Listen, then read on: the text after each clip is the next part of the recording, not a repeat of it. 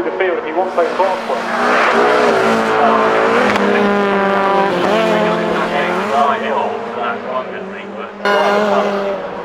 A big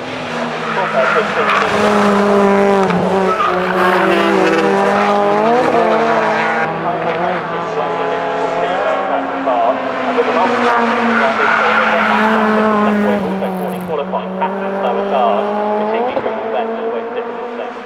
Yeah, that's pretty much one of the worst places. That's probably we're just hoping that there's not a big space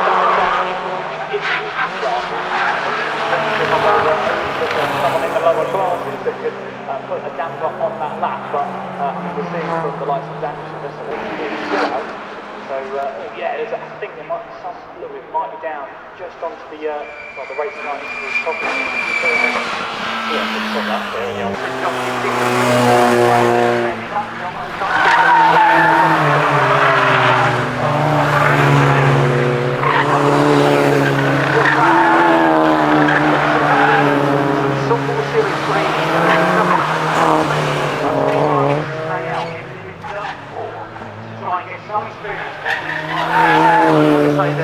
Haven't had much width.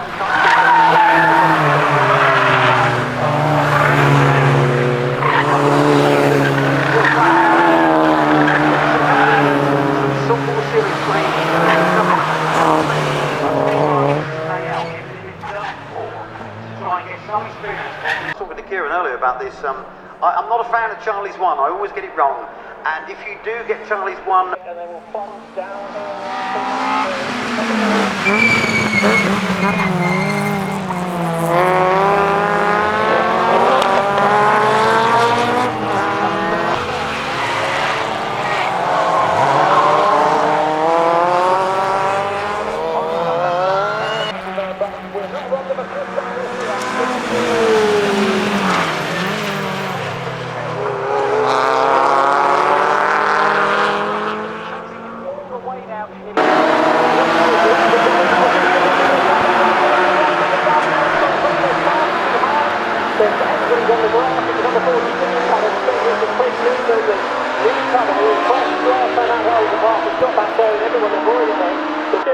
The second position, they've got Mattel now right at the turn to John Cadwell, who's sideways coming out of the gooseneck, but it's on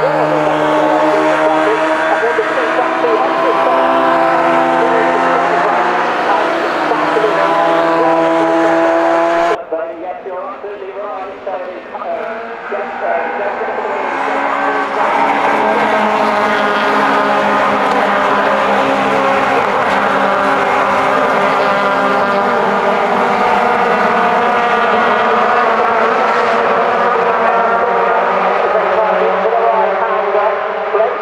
Going on further behind as well, but for the lead of the run now make their way onwards then through in towards the Hall Bend before they size up the hairpin then, as we see then still it is that number 2 machine of Tim Adams in 5th place, so he hasn't lost in position there, but he has to just sort of keep that head in the game, just can't wait.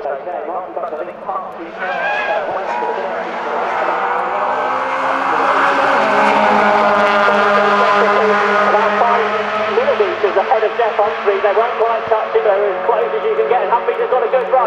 He's really alongside this time up towards Park Corner, but Getty's on the wrong line, he's on the outside. Can he brake later to make his move on getting Jeff into the middle? No, he's trying to find the top 4 who are well in front of the rest of the pack. Head down towards Mansell, there Humphrey's done, on the inside.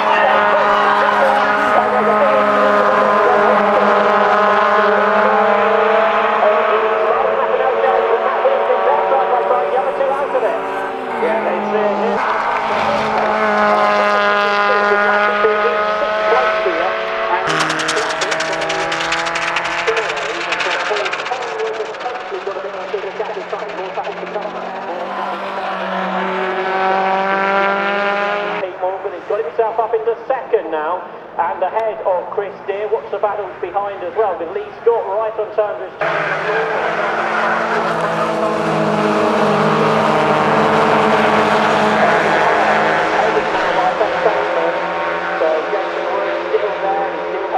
To the gooseneck, and they're side by side, but Littesa comes out on top. Andrew second, Howney in third. These 3 drivers who battle for the championship a couple of seasons ago and last year as well.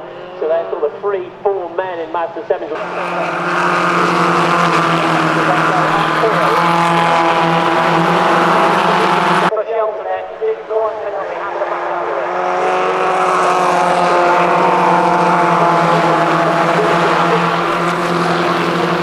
Another name towards the sharp end. Then you've got a battle behind between David Jones and Lucas Bax. Lucas Bax has had a pretty good race because he started back in 12th. But the leader's back with you, Kieran. Leader's back with me, and as we make our way up the mountain we go. We've had an incident, I'm afraid, behind at the gooseneck. I think they're both rejoined. Matt Corral and David Mason, I reckon, had it coming together. Okay, let's see if they both reach. West wanted and saw coming.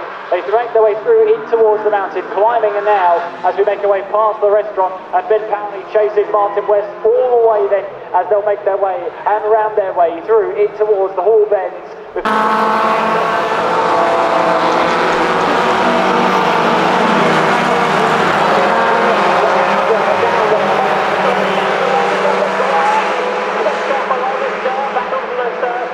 To survive the moment, he's past 1, 2, 3, 4, 5, 6. Cadwell is still there in what is third position overall. And he's off. I'll get it. The champion leader's off. He's having a big spin out of the gooseneck. He's avoided the barriers. The car's pointing back in the right direction again.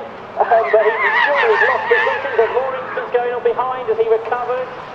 So it's side by side between the Clio. Argones has lost a number of positions. It's side by side.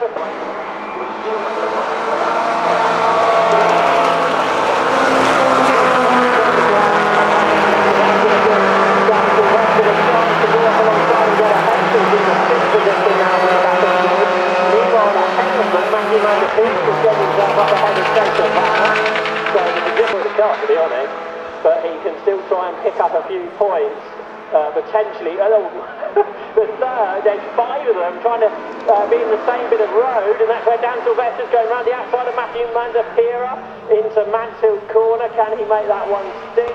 Well, and you've then got Mandapira trying to reverse backwards.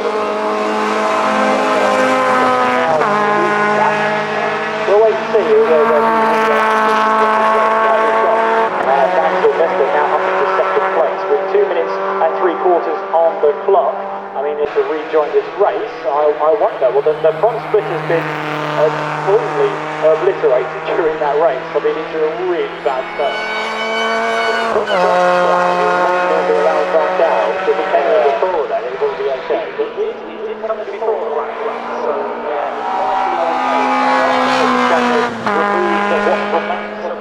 third position, so Joe McMullen's hung on ahead of Joe Jackson with Matt Digby behind. Matthew Morgan still there in 6th, with Matt Wilson 8th now, and there's a car off into the barriers, possibly may have just avoided number 74, the already damaged car. Richard Lindsay is not the only one though. This is at the beginning of Charlie's, the first car on the right-hander. There's a secondary car that has been involved in that as well, which is going to get back going. But for the leaders, all over the curve through the gooseneck is Joe Delgado trying to keep this advantage. He's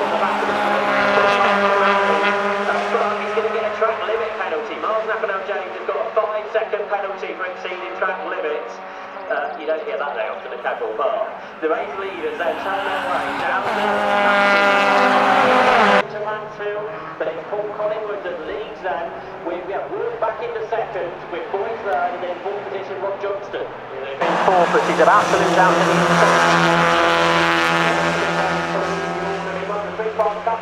side by side for his second position. Toby Broom making contact down the Park Straight with potentially. And we'll see, as they continue to go side by side, how that all works its way out. With Mike Hilton up front leads the way, and how it's worked out is Toby Broom has made a mistake, and he's lost out. Today, that's a highly developed car, so I'm not sure if Scott Austin's car is fully functioning. Meanwhile,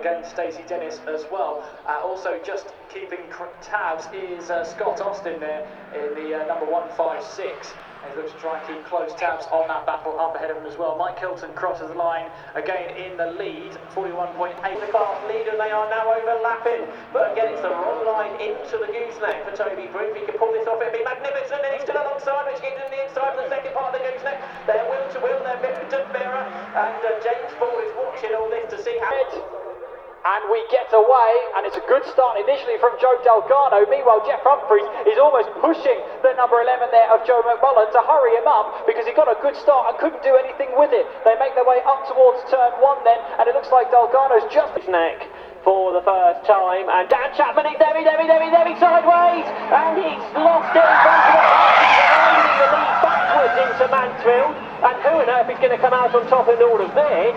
Well, who knows as they come out of Mansfield corner.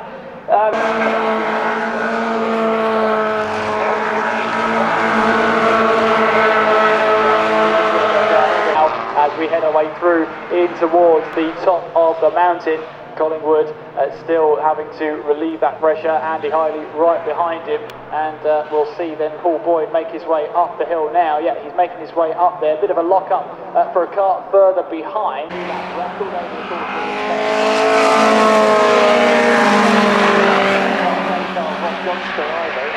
Well in front of Clarkson, 10 seconds ahead of last year's champion Stuart Thompson, the driver from Suffolk. So we've got a North.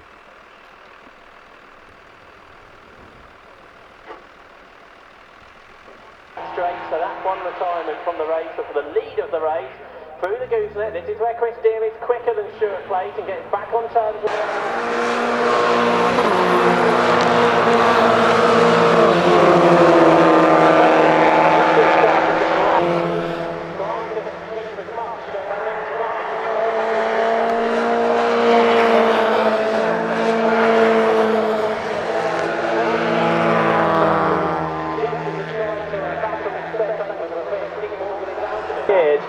then it is possibly Lucas Bax, not sure. Somebody's dropped a long way back anyway. The yellow flags have come in, but all the ages we make our way to the top of the mountain then, and Danny Andrew still leading the way, but Tony Ridd under extreme pressure then from Jonathan Lisson from Kent, who only came back to racing, I should say, recently. He raced over 20 years ago, but he doesn't seem to have lost much of that pace. No, not at all, as he looks to try and fend off Jonathan Lister then as they make their way through. That's also allowing the likes of Martin Shelton, is he closing in on the back. He's lapping, well, roughly similar to Tony Ridd and Ben Powney over the last couple of laps. Martin West is still closing into the back of David.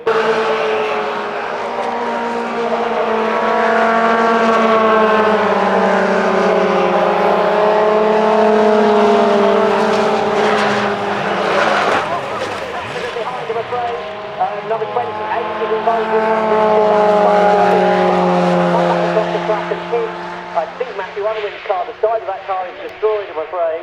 So we're going to have yellow flags down here at Charlie's corner. I think both drivers are fairly okay. The field now. So that is how your order lines up there. So just a couple of changes there to that lineup of what we saw last time around. Yes, we've not too far away to being free. Both cars are on the flatbed trucks. Yeah, and we've got a flatbed truck race off the grass, but you know, they've both been done in about identical time, it feels like, doesn't it? You can commentate over that at the moment, because Matthew Unwin's recovery has been done about 2 seconds quicker, and they're both now on their way through the short loop, which many years ago was used. I think they had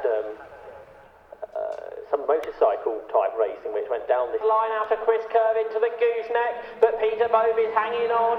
Now Cowley to the inside, Bove chops him off it, the car off the road behind all over the grass. That's Mark Winsley's DMC.